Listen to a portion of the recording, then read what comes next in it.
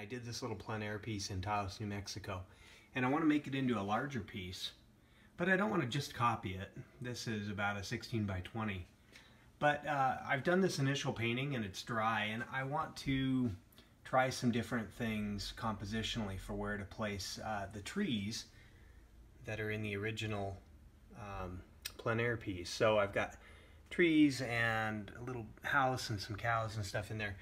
But what you can do is, I've already blocked this in and it's totally dry, and I'm not quite sure where I want to place the trees and all that. So I can use charcoal and just go in with a piece of vine charcoal. Now again, it's all dry, the oil paint's totally dry. I don't have anything on here like any oil or liquid or anything, but I can use the charcoal to draw in some of the shapes and such that I might want in the finished piece.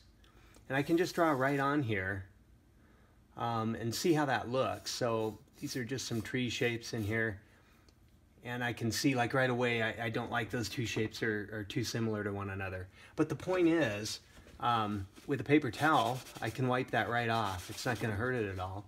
And I can just do some planning in here. I can even put some, you know, some perspective lines. For example, where's my horizon? So I'm not going to hurt anything here.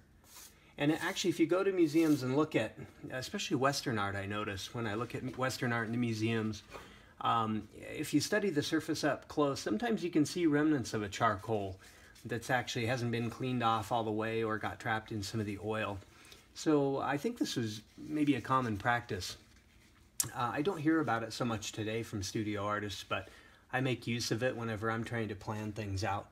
And you know, the other thing is, you know, if I want to make sure that, you know, a tree in the background scales up to, you know, a size in the foreground, I can use these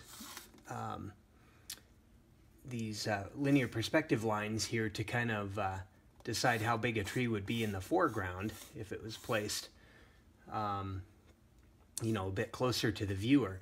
This tree this big in the foreground would equate to something, you know, this big in the background. This really isn't a lesson on linear perspective, but the point is, you can use vine charcoal to plan out and draw different scenarios on a piece that's not finished but is totally dry. Maybe you've done your block in and you want to just try some different options here. This is one way to do it. Thanks.